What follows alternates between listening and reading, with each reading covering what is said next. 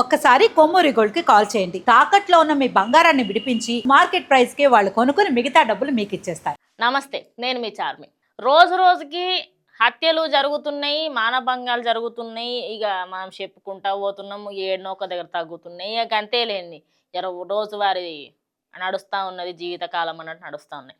కానీ ఎప్పుడన్నా ఇదొకటి గుర్తుపెట్టుకోరు, అందరిని అంటలేను, మళ్ళీ కొందరు దీన్ని ఎట్లయితే పుష్ప సినిమాని చూసి ఈ సినిమా లెక్క ఎర్రచందనం స్మగ్లింగ్ చేయాలా అని చెప్పి ఎట్లా టెక్నిక్లు నేర్చుకున్నారో, ఇది తిన్న తర్వాత సంపే టెక్నిక్లు నేర్చుకోకూర్రి.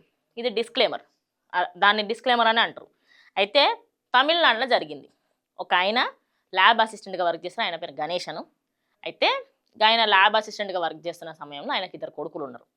అయితే కొడుకులు, నాన్న నీ పేరు మీద 3 కోట్లు ఇన్సూరెన్స్ చేయిద్దాము, మంచిగా మనకే బరకత్ అవుతుంది, రేపటి రోజు మనం కూడా ఏమన్నా అవసరాలు వస్తే తీసుకోవచ్చు, రేపటి రోజు మీరు చచ్చిన రోజు మాకు కొంచెం హెల్ప్ అవుతుంది అని చెప్పి తండ్రి పేరు మీద 3 కోట్లు ఇన్సూరెన్స్ చేయించారు. అయితే ఇన్సూరెన్స్ చేయించారు కదా, మరి తండ్రి ఉండొద్దు కదా, అందుకని చెప్పి తండ్రిని చంపేయడానికి ప్రయత్నం చేశారు. ఫస్ట్ ప్రయత్నం ఫెయిల్ అయిందనమాట. ఏం చేశారు అనుకున్నారు? చిన్న ఇట్లా డైరెక్ట్ చంపడాలకి ఇవన్నీ కాదు. ఫస్ట్ ఈ తండ్రిని ఆయన ఇంట్లో ఉన్నప్పుడు ఓ పాముని ఆయన ఇంట్లోకి పంపించారు అనమాట. ఆయన అప్పుడు కాలికి కాటేసిందట. వెంటనే హాస్పిటల్కి వెళ్ళేసరికంటే వెంటనే పోలేరులే, కొంచెం లేటు అయినప్పటికి కూడా కాలికే కదా, విషయం అంత తొందరగా ఆయనకి ఎక్కలేదు. సో ఫస్ట్ టైం బతికిపోయింది. అబ్బా షిట్, మా డాడీ బతికిపోయింది అని చెప్పేసి అన్నదమ్ములు కలిసి ఇంకో ప్లాన్ వేసారు. ఫస్ట్ టైం ఏంటంటే అందరు ఊర్లో ఉన్న వాళ్ళు, అబ్బా మీరు మస్తు అదృష్టవంతులు సార్, పాము కుట్టినా కూడా బతికే ఉన్నారు, ఇంకా మీరు మస్తు అదృష్టవంతులు అని చెప్పేసి అందట. దాని తర్వాత రెండోసారి సేమ్ ప్లాన్, సేమ్ పద్ధతి.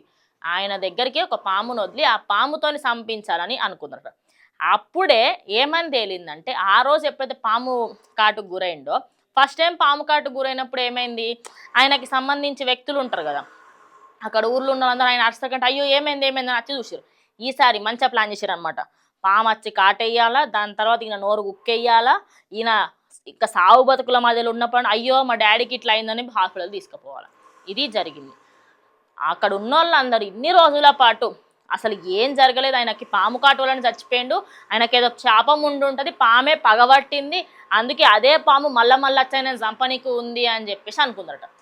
అయితే ఇక తండ్రిని ఈసారి పకడ్బందీగా ప్లాన్ చేసి చంపిరనమాట. లాస్ట్ టైం ఏం జరిగింది, ఆయన అరిచిండు కాబట్టి బయటలోకి గెలిచింది. ఈసారి అరవకూడదు కదా అని చెప్పి ఆయనకు పాము కాటేసిన తర్వాత ఆయన నోట్లో ఒక బట్ట గుక్కి ఆయన అరవకుండా చేసి చాలా సేపటి వరకు వెయిట్ చేసి, ఆయన సాగు బతుకుల మధ్యలో ఉన్నాడు, ఇంకొద్దిసేపు అయితే పీక్తాడు అనే టైంకి అయ్యో మా డాడీకి పాము కాటేసింది అని చెప్పి ఊరంతా తీసుకుపోయాడు, అంబులెన్స్ తీసుకుపోయారు, హాస్పిటల్ తీసుకుపోయాడు, చచ్చిపోయాడు. ఇది జరిగింది. అయితే ఈడదాకా అందరు ఎట్లా అంటే, ఇక మనిషి తప్పు చేసి ఉంటాడు, పాము పగబట్టింది, అందుకే సేమ్ పాము మళ్ళొచ్చి గరిచింది ఆయనకు అని చెప్పేసి అనుకున్నారట ఊర్లో వాళ్ళు మొత్తం. అట్లనే పుకారు కూడా పుట్టించారు. వీళ్ళ ప్లాను మంచిగా వర్కౌట్ అయింది అనుకున్నారు కదా.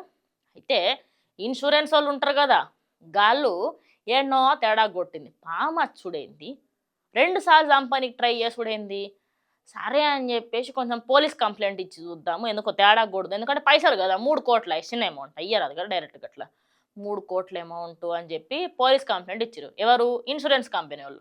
ఇన్సూరెన్స్ కంపెనీలో పోలీస్ కంప్లైంట్ ఇవ్వగానే ఇంటికి వచ్చి ఆరాధిస్తే కొడుకులు ఇద్దరు వాట్సాప్ చాటింగ్లా, ఇగో డాడీని ఈ టైంకి చంపుదాము, గిట్లా చంపుదాము అని చెప్పి షాటింగ్లు ఉన్నాయట. మహానుభావులు కనీసం షాట్ డిలీట్ కూడా చేసుకున్నారు, అట్లనే ఉంచుకున్నారు పుణ్యాత్ములు.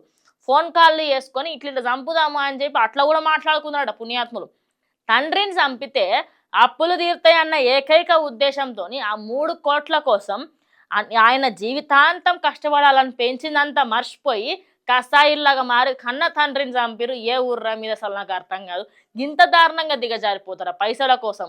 అంటే పైసల కోసం హత్యలు చేస్తారు, మానభంగాలు చేస్తారు, కిడ్నాపులు చేస్తారు, బంగారం దొంగతనాలు చేస్తారని నిన్న. కానీ సొంత తల్లిదండ్రులను చంపుకున్నాడు, ఇంత దిగజారిపోయి ఎందుకు అసలు మీరు బతికి? ఇంకా ఫస్ట్ ఆఫ్ ఆల్ మీరు చావాలా ఇసుంటి?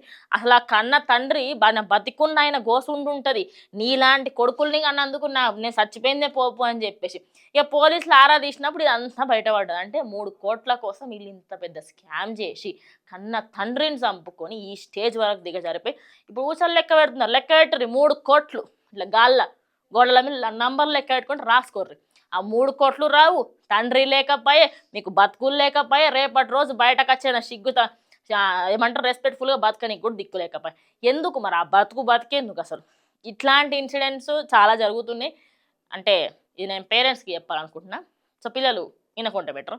సో పేరెంట్స్ ఎవరెవరైతే తింటున్నారో ఒక్క మాట, మీ పిల్లలకి సంబంధించి వాళ్ళు మంచోళ్ళు అనుకుంటే అనుకోండి, కానీ ఏదన్నా ఒక సందర్భంలో వాళ్ళని మీరు ఏమన్నా అన్నా కొంచెం అటు ఇటు అయినా ఈ జనరేషన్లో పెద్దగా బాగా గుండెల్లోకి తీసుకొని వాళ్ళు చచ్చిపోవడం లేకుంటే పక్కన వాళ్ళని చంపుడు చేస్తున్నారు.